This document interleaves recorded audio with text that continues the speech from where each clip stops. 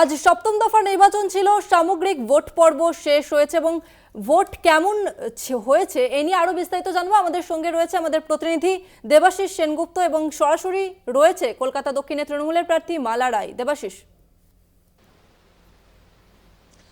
দেখো আমাদের সঙ্গে এই মুহূর্তে রয়েছে ভোট শেষের পরে, অর্থাৎ সপ্তম দফা ভোট শেষ হয়েছে সারা দেশে, পাশাপাশি রাজ্যের যে 9টি লোকসভা আসন ছিল সেখানেও ভোট শেষ হয়েছে এবং সেইখানে আমাদের মধ্যে রয়েছে এই মুহূর্তে দক্ষিণ কলকাতা লোকসভা কেন্দ্রের তৃণমূল কংগ্রেসের প্রার্থী মালা রায়। আমরা সরাসরি চলে যাবো মালাদির কাছে।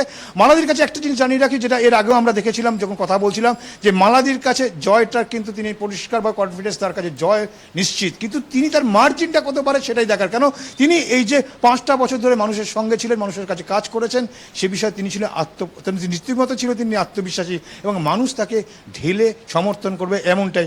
একদিকে তার কথা রয়েছে, পাশাপাশি রয়েছে রাজ্য সরকারের বিভিন্ন প্রকল্প। আমরা সরাসরি চলে যাবো মালাদির কাছে। দিদি, আপনার ভোট করলেন, সারাদিন ধরে ভোটে ঘুরলেন, দেখলেন, সেটাতে কি মনে হলো আপনার?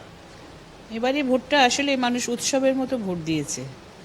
ভোট তো অনেক সময় হয়, 2019-ও আমরা লোকসভা ভোট করেছি, কিন্তু এবারে ভোটটা যেন আপামর জনসাধারণ মানে ঠিকই করে রেখেছে তৃণমূলকে ভোটটা দেবে, এটা অনুভব করেছি। আমাদের বুথে যারা ক্যাম্পে বসেছে, বিশেষ করে যখন ভোট দিতে যাচ্ছে, ইশারা করে বুঝিয়ে দিয়েছে যে ভোটটা তারা তৃণমূলকে দিচ্ছে। এবং সর্বোপরি সব কনস্টিটুয়েন্সিতে, কি বেহালা পূর্ব পশ্চিম, কি বালিগঞ্জ, কি কসবা, সব জায়গাতেই, ভবানীপুর, পোর্ট, সব জায়গাতেই মোটামুটি রাজবেরি সহ সব জায়গাতেই একদম ভোট একদম উৎসবের চেহারা নিয়েছিল আজকে।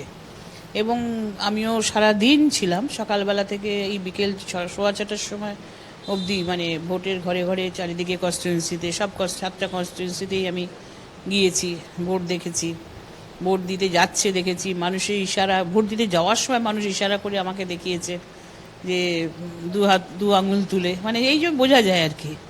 তো মানুষ খুব খুশি, হ্যাপি এই ভোটটা দিয়ে। যদিও সেটা সরকার গড়ার ভোট, কিন্তু মানুষ মনে হলো উন্নয়নের বা কুৎসার বিরুদ্ধে মানুষ ভোট দিয়েছে। সাধারণত দিল্লির নেতারা এসে যেভাবে কুৎসা করেছে মমতা বন্দ্যোপাধ্যায়, আর উন্নয়নের পক্ষে মানুষ ভোট দিয়েছে। কারণ মানুষ উন্নয়ন চায়, মানুষ এসব মিথ্যে কথা এসব চায় না, মিথ্যা প্রতিশ্রুতি। 2014-এ মোদিজি যেমন করেছিল, 2019-এ মোদিজি করেছে। সুতরাং মানুষের মোহভঙ্গ হয়েছে। জিএসটি এমন চাপিয়ে দিয়েছে, ছোট বড় যারা মাঝারি ব্যবসায় বিশেষ করে, তারা কিন্তু সত্যি কথায় খুব বিপদে পড়ে গেছে, ব্যবসা বন্ধ করে দিতে হচ্ছে। আর সবটাতেই একটা জিএসটি, সাধারণ মানুষের তো পকেট কেটে নিয়ে চলে যাচ্ছে। মুড়ি কিনলেও জিএসটি, একটা রেস্টুরেন্টে খাবার খেলেও জিএসটি, একটা কাপড় জামা কিনলেও জিএসটি, মানে এতে মানুষ খুব নাজেহাল।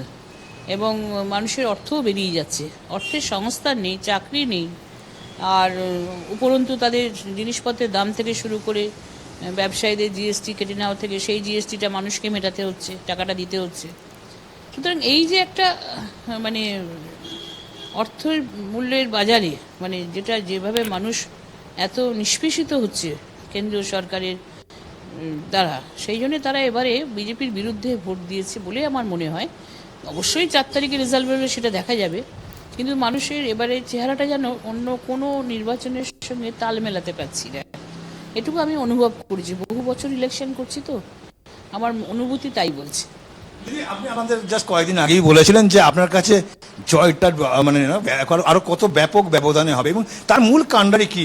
রাজ্য সরকারের বিভিন্ন প্রকল্প, মমতা বন্দ্যোপাধ্যায়ের নিজস্ব যে প্রকল্পগুলো এবং আপনার জনসংযোগ, এটাই কি মনে হয়? মমতাদেব জনসংযোগ তো মানে তার কর্মসূচি তো বটেই, তার উন্নয়ন প্রকল্প তো বটেই।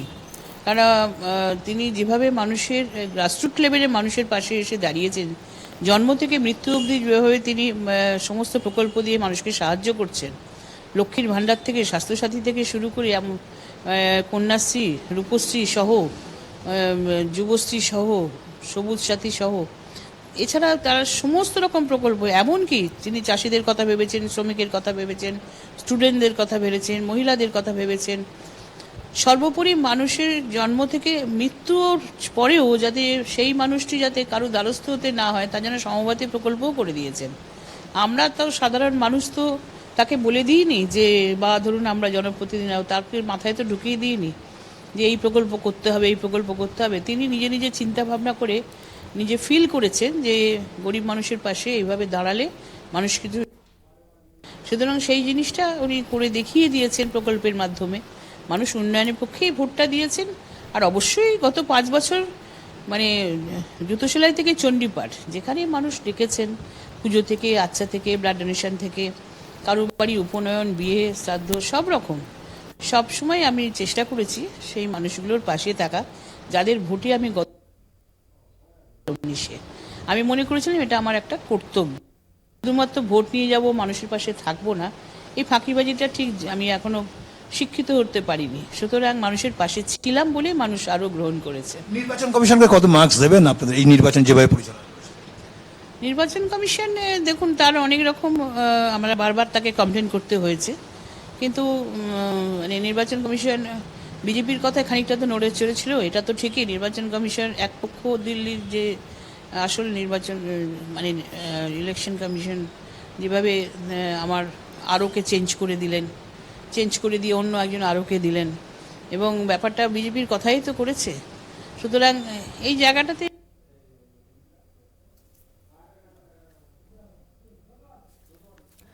ধন্যবাদ তোমাকে দেবাশিস। এতক্ষণ আমাদের সঙ্গে সরাসরি কথা বলছিলেন কলকাতার দক্ষিণে তৃণমূল প্রার্থী মালা রায়। তিনি তৃণমূলের উন্নয়নমূলক প্রকল্পের উপরই ভরসা রাখছেন।